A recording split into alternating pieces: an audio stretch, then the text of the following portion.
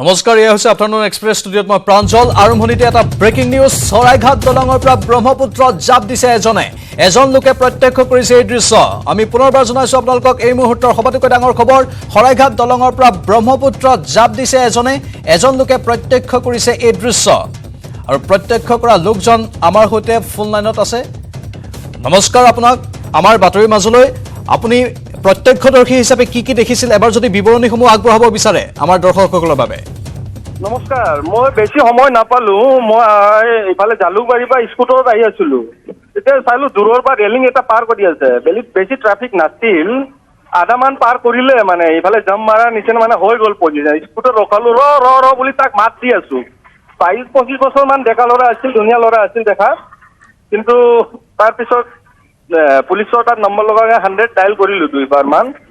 100 ডাইলৰ ৰেছপন্স পোৱা নাই। পিছত মই পাণবজাৰ থানাৰ অচি নম্বৰ আছিল, তেওঁক জনালো। পাণবজাৰ নাগৰিক কমিটিৰ মই সদস্য হিচাপে মই গ্ৰুপত জনালো।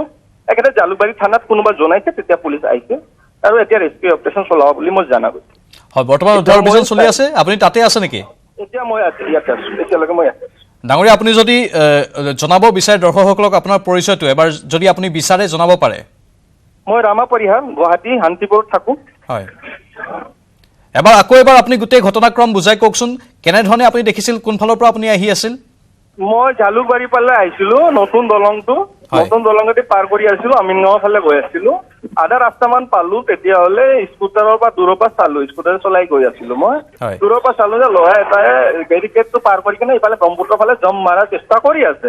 মই স্পীডটো আৰু বাঢ়ালো, কিন্তু যেতিয়ালৈকে স্কুটাৰ ৰখালো সি জাম্প মাৰিয়ে দিলে। তাৰপিছত আৰু একো উপায় নাই, মানুহ কেইটামানত ৰখালো, কাৰোবাৰ তাত নম্বৰ আছে নেকি, জালুকবাৰী থানা নাই। 100 ডাইল কৰিলো 2বাৰ মান, কিন্তু 100 ডাইলত মই ৰিপৰ্টটো কৰিব পৰা নাই। আৰু মই কম্পিউটাৰাইজ কিবা এটা ফল্ট আছে নেকি। তাৰপিছত জালুকবাৰী থানাৰ নম্বৰ নোহোৱাৰ কাৰণে পাণবজাৰ থানাত জনালো, আৰু পাণবজাৰ নাগৰিক কমিটিৰ সদস্য হিচাপে মই গ্ৰুপত জনালো। গ্ৰুপত থকাৰ কাৰণে কোনোবা জালুকবাৰী থানাত জনাইছে, তেতিয়াহ'লে মানুহ ইয়াতে আহিছে, পুলিচৰ মানুহ আহিছে। কিমান সময় পূৰ্বে এই ঘটনাটো সংঘটিত হৈছিল? এইটো প্ৰায় 2:30 বজাত। আধা ঘণ্টাতকৈ অধিক সময় হৈছে, 35 মিনিট সময় হৈছে। হৈ গ'ল। বৰ্তমান উদ্ধাৰ অভিযান চলি আছে, তাত চলি থকা বুলি মই গম পাইছো যে পুলিচৰ মানুহ কৈছে এইফালে নদী কিনাৰৰ ফালে কৰি আছে বোলে। যুৱকজনে দলঙত কিবা এৰি থৈ গৈছে নেকি? চেণ্ডেল, কাগজ, বেগ? একো নাই। আনুমানিক কিমান মান বয়স হ'ব যুৱকজনৰ? 22 বছৰ বা 25 বছৰৰ মাজত আছিল। ডেকা ল'ৰা আছিল। হয়, নিশ্চয় বৰ শিহৰণকাৰী এক ঘটনা আপুনি উল্লেখ কৰিছে। স্বাভাৱিকতেই ব্ৰহ্মপুত্ৰত জাপ দিছে আৰু আত্মহত্যাৰ ঘটনা বুলি সন্দেহ কৰা হৈছে। আৰু যিহেতু যুৱকজনে নিজে জাপ দিওঁ বুলি দিছে, সেয়েহে পোনপটীয়াকৈ আত্মহত্যা বুলি ক'ব পাৰি। ডাঙৰীয়া আপুনি শুনি আছে? শুনি আছো। ক'ব নোৱাৰো, একো মানে ইমান সময় পোৱা নাই। প্ৰায় মই 2 ছেকেণ্ড মান মুখখন চাব পাৰিলো নেকি তাক, আৰু একো ক'ব নোৱাৰো কোন মানুহ আছিল, কি আছিল। নিশ্চয় সময় পোৱা নাই এইবিলাক। মই সন্দেহ আপোনাৰ কি হয়, এয়া আত্মহত্যাৰ ঘটনা? নিশ্চয় তেনেকুৱাই হ'ব। নহলে ইমান মই যদি ৰখাবলৈ চেষ্টা কৰিছো, কি কৰি আছে, তেতিয়াহ'লে কিয় জাম্প মাৰিছে? হয়, এইটো পুলিচে তদন্ত কৰিব। নিশ্চয় ধন্যবাদ জনাইছোঁ আপোনাক। আৰু আপোনাৰ এই প্ৰচেষ্টাক আমি প্ৰশংসাও কৰিছোঁ, কাৰণ আপুনি তৎকালে সেই যুৱকজনক ৰখাবলৈ চেষ্টা কৰিছিল আৰু আৰক্ষীক লগে লগে খবৰ দিছে। কিন্তু দুৰ্ভাগ্যৰ বিষয়, ইতিমধ্যে 35 মিনিট সময় অতিক্ৰম হৈ গৈছে, উদ্ধাৰ অভিযান চলি আছে, কিন্তু যুৱকজনৰ এতিয়ালৈকে কোনো সন্ধান পোৱা যোৱা নাই। এয়া হৈছে শৰাইঘাট দলঙৰ পৰা ব্ৰহ্মপুত্ৰত এজন যুৱকে জাপ দিয়াৰ ঘটনা, আৰু এজন প্ৰত্যক্ষদৰ্শীয়ে সমগ্ৰ ঘটনাক্ৰম বৰ্ণনা কৰিলে।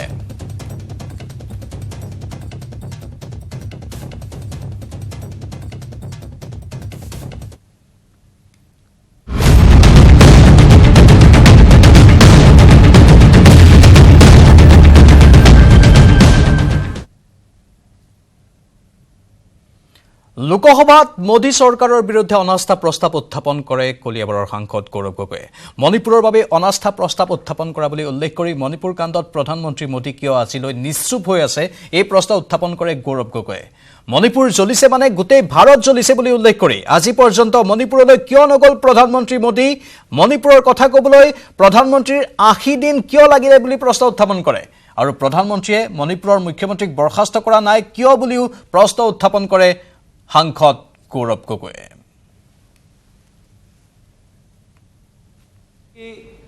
आप इस सदन के रक्षक हैं, आपके दफ्तर के अंदर क्या बातचीत हुई है, क्या हम बताएं कि प्रधानमंत्री मोदी जी ने आपके दफ्तर के अंदर क्या क्या बातें की हैं? हम नहीं कहते। कोविड के बताना चाहिए माननीय अध्यक्ष जी, बताना चाहिए, बताइए। एक गंभीर आरोप है माननीय अध्यक्ष जी, बताइए।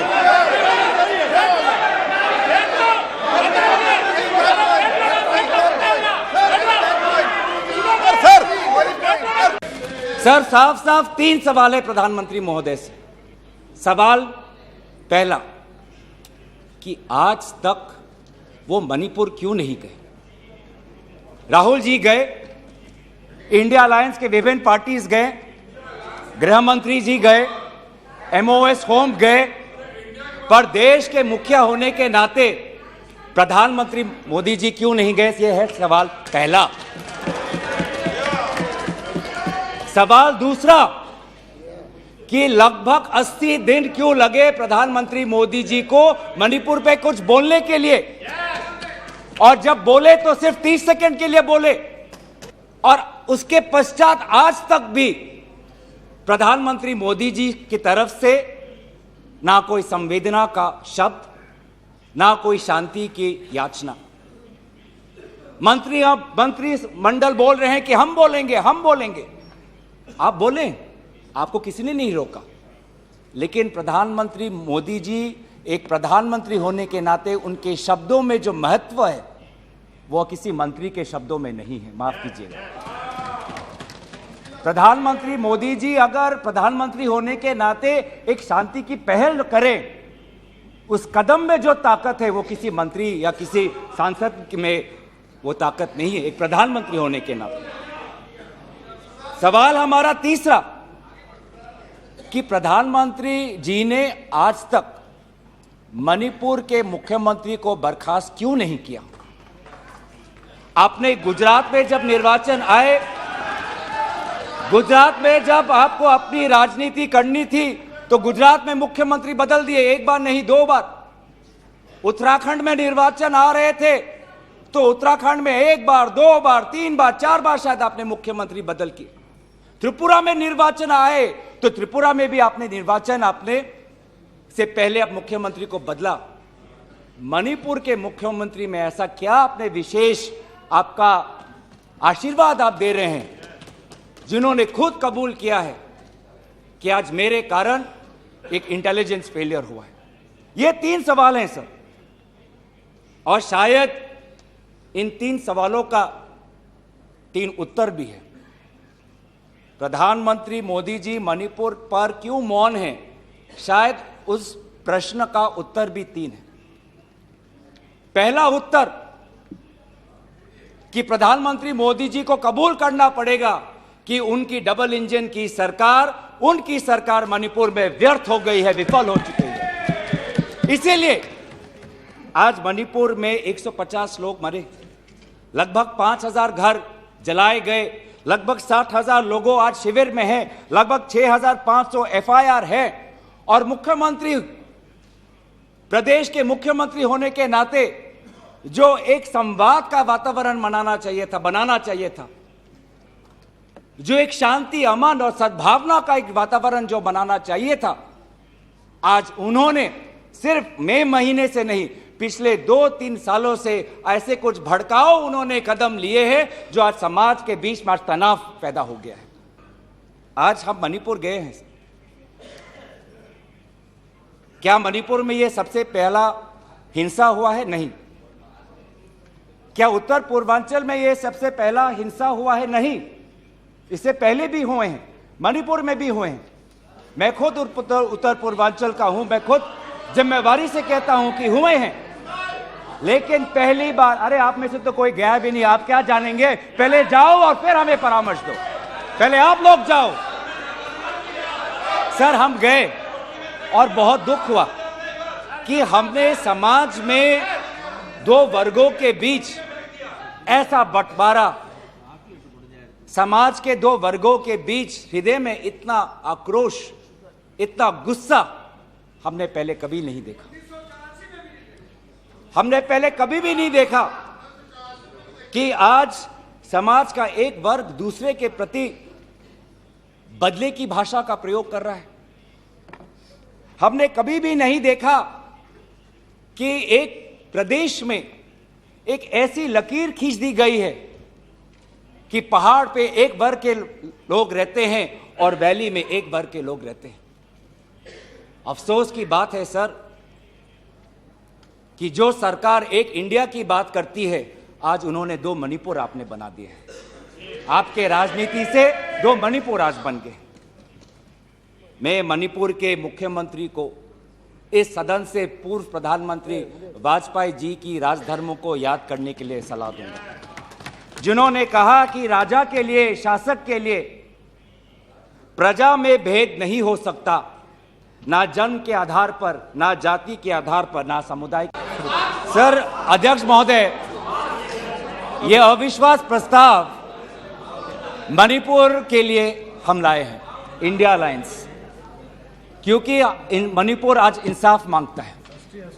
मणिपुर का युवा इंसाफ मांगता है, मणिपुर की बेटी इंसाफ मांगती है, मणिपुर के किसान इंसाफ मांगते हैं, मणिपुर के छात्र इंसाफ मांगते हैं। और मार्टिन लूथर किंग ने कहा है, मार्टिन लूथर किंग ने कहा है कि अगर कहीं भी नाइंसाफी हो तो वो हर जगह के लिए इंसाफ का खतरा बन सकता है। Injustice anywhere is a threat to justice everywhere. तो ये जो घटनाएं मणिपुर में हो रही है, इसको ये हम ना समझे कि उत्तर पूर्वांचल के किसी कोने में हो रहा है, ये भारत में हो रहा है सर। अगर मणिपुर जल रहा है तो भारत जल रहा है। अगर मणिपुर में आग लगी है तो भारत में आग लगी है। अगर मणिपुर विभाजित हुआ है तो भारत विभाजित हुआ है। तो आज हम सिर्फ मणिपुर की बात नहीं कर रहे, हम भारत की बात कर रहे हैं। सर हमारी मांग स्पष्ट थी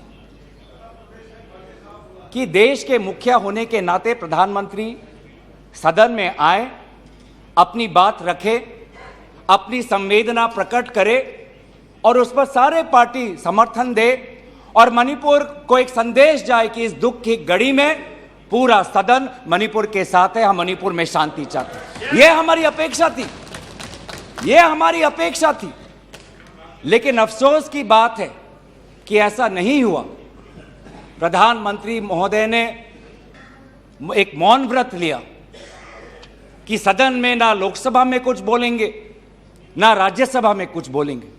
और इसीलिए अध्यक्ष महोदय, ये नौबत आनी पड़ी कि हम अविश्वास प्रस्ताव के द्वारा प्रधानमंत्री मोदी जी का मौन व्रत हम तोड़ना चाहते हैं।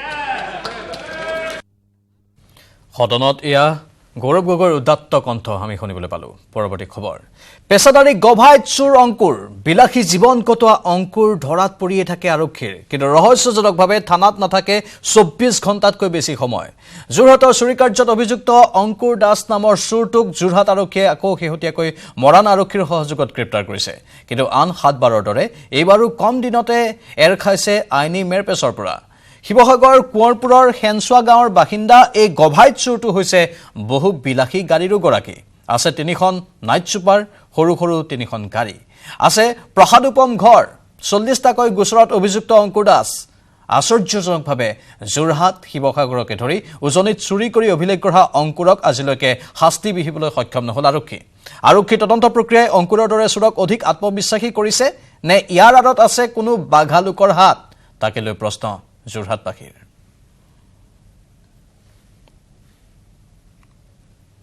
অসমৰ ভিন্ন প্ৰান্তত চুৰি ডকাইতি কৰি এক প্ৰকাৰৰ ত্ৰাস সৃষ্টি কৰি অহা অংকুৰ দাস নামৰ চোৰটোক যোৰহাট আৰক্ষীয়ে মৰাণ আৰক্ষীৰ সহযোগত গ্ৰেপ্তাৰ কৰিছে এদিন পূৰ্বে। আৰু সেই অংকুৰ দাসৰ ঘৰ হৈছে শিৱসাগৰ জিলাৰ কুঁৱৰপুৰ মৌজাৰ হেনচোৱা গাঁৱত। আৰু মই বৰ্তমান সেই ঘৰখনত আছোঁ, যিখন ঘৰৰ পৰা ইতিমধ্যেই কেইবাখনো বাহনো আৰক্ষীয়ে জব্দ কৰি লৈ যোৱা বুলি জানিব পাৰিছোঁ। বৰ্তমান সেই অংকুৰ দাসৰ পিতৃ আছে, মই সেই পিতৃৰ পৰা কিছু কেতবোৰ কথা জানিব বিচাৰিম। ইয়াৰ পৰা আৰক্ষীয়ে কি লৈ গৈছে? তাৰপৰা আৰক্ষীয়ে 4খন গাড়ী নিছে আৰু মোবাইল এল্টো এখন, ছুইফ্ট ডিজাৰ এখন, তাৰপাছত এখন হিৰো এইখন গাড়ীজনাখন এখন, 4খন নিছে। 4খন নিছে আৰু কি নিছে? আৰু মোবাইল 4টা নে 5টা নিছে। মোবাইল 4টা 5টা। হয় আপোনাৰ সন্তান আচলতে কোনো পিতৃয়ে মাতৃয়ে অভিভাৱকে নিবিচাৰে যে তেওঁৰ সন্তানটি বিপথে যাওক বা চুৰ হওক ডকাইত হওক আপোনালোকেও হয়তো কেতিয়াও বিচৰা নাছিলে কিন্তু তেওঁ চুৰি কাৰ্যত লিপ্ত হয় বাধা দিয়ে নে আপোনালোকে বাধা দিওঁ নিশ্চয় তাত ক'লে আকৌ সি কয়হে মই খাবলৈ পাইছে পিন্ধিবলৈ পাইছে সেইটো আপোনাক কি কৰিব লাগিব আমি জানো যে সি গাড়ীৰ কাৰণেই যায় সি আহে 1:30 2 বজাত পাইহি ক'বও নাই ঘৈণীয়েককো ক'লেও গালি পাৰে সেইটোৱে অত্যাচাৰ মাৰে কিমান ৰাতি কিমান দেৰিত সোমাই ৰাতি নহয় সি দিনত সি ৰাতি কোনোদিনে নাযায় ৰাতি নাযায় ৰাতিপুৱা যায় গাড়ী কাৰণে সেই টাইমতে যায় গাড়ী টাইমতে যায় আৰু 1:30 2 বজাত পায় ৰাতি কোনোদিন নাই ইয়াৰ পূৰ্বেও আৰক্ষীয়ে গ্ৰেপ্তাৰ কৰিছে তেখেতক কৰিছে মই 2-3 বাৰ পাইছোঁ ইয়াত জেলত অঁ ওলাই তেওঁৰ ঘৰত আৰু কোন কোন আছে আপোনাৰ আৰু পৰিয়ালত মই আছোঁ বোৱাৰীজনী সি তাৰপিছত নাতি দুটা আমি কেইটা বৰ্তমান 4টা মানুহ আছোঁ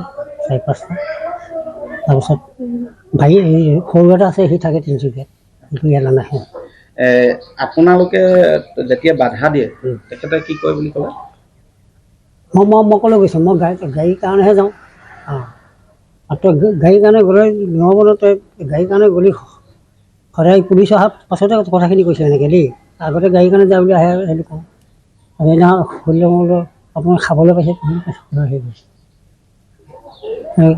এতিয়া কি হোৱাটো বিচাৰিব আচলতে এতিয়া আৰু এতিয়া প্ৰশাসনে নিছে পুলিচ প্ৰশাসনে তেখেতলোকে যিটো পায় নিয়ম সেইটো আইনমতে যাওক আইনত দোষী সাব্যস্ত হ'ব লাগে হয় এয়া আছিলে তেখেতৰ পিতৃয়ে ইতিমধ্যে সদৰি কৰিছে যে এই সন্দৰ্ভত যদিহে পূৰ্বতেও অংকুৰ দাসক আৰক্ষীয়ে এনেধৰণৰ অভিযোগত গ্ৰেপ্তাৰ কৰিছিলে আৰু তাৰ পিছত বহুবাৰ বাধা দিছে আৰু বাধা দিলে পিতৃক তেওঁ কয় সেই অংকুৰ দাসে কয় যে খাবলৈ পাইছ পিন্ধিবলৈ পাইছ ইয়াতকৈ আৰু কি লাগে গতিকে এই ধৰণৰ ভাষ্য ইতিমধ্যে আগবঢ়াইছে অনাগত সময়ত লক্ষণীয় হ'ব অংকুৰ দাসক আচলতে আৰক্ষী প্ৰশাসনে কি ধৰণৰ অংকুৰ দাসৰ বিৰুদ্ধে ল'ব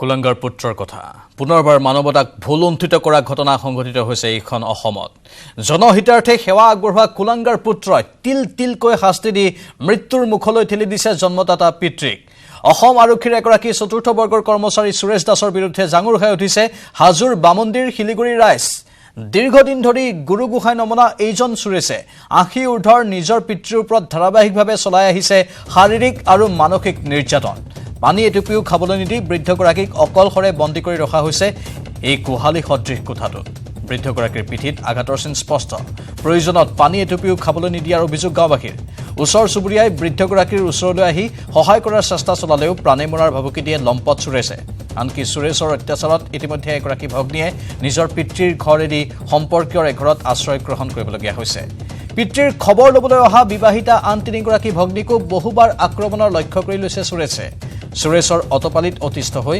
80 বছৰীয়া বৃদ্ধগৰাকীৰ অৱস্থাৰ বুজ ল'বলৈ আজি দলে বলে ওলাই আহিল গাঁওবাসী নৰাধম সুৰেশ দাসৰ অতি শীঘ্ৰে উচিত শাস্তিৰ তেওঁলোকে দাবী তুলিছে ইতিমধ্যে কামৰূপ আৰক্ষীয়ে বৃদ্ধগৰাকীক উদ্ধাৰ কৰি চিকিৎসা প্ৰদান কৰাৰ লগতে বৃদ্ধাশ্ৰমলৈ প্ৰেৰণ কৰিছে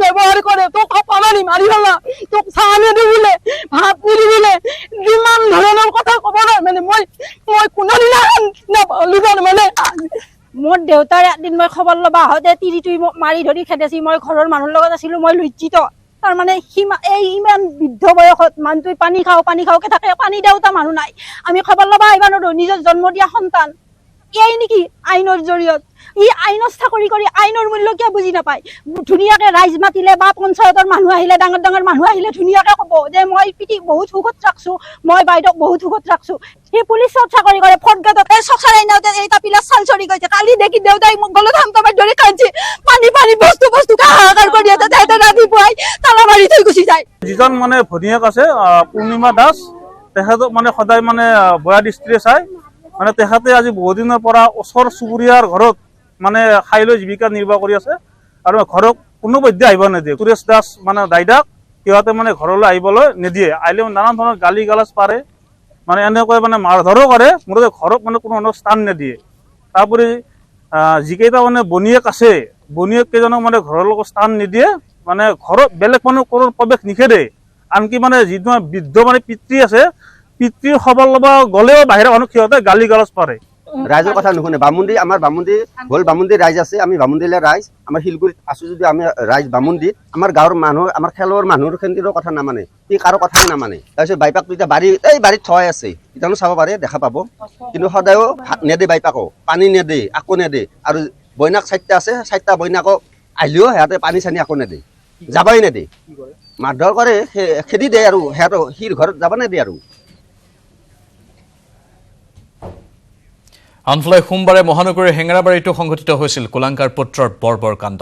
মাতৃক গুৰুলকৈ প্ৰহাৰ কৰিছিল কুলাংকাৰ পুত্ৰ সমৰজ্যোতি ভৰালীয়ে। লাঠিৰে কোবাই কোবাই মাতৃক প্ৰহাৰ কৰিছিল। মৰিয়াই গাত গৰম পানী ঢালি দিয়াৰ তথ্য সংবাদ মাধ্যমত সবিস্তাৰে সম্প্ৰচাৰ কৰাৰ পিছতে আৰক্ষীয়ে আটক কৰিছিল লম্পট সমৰক।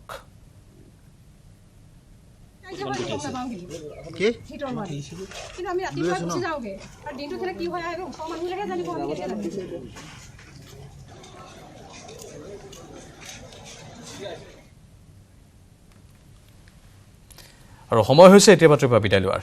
নমস্কাৰ। সাধাৰণ স্টিল এনেকৈ পৰে, মাইথন স্টিল এনেকৈ পৰে।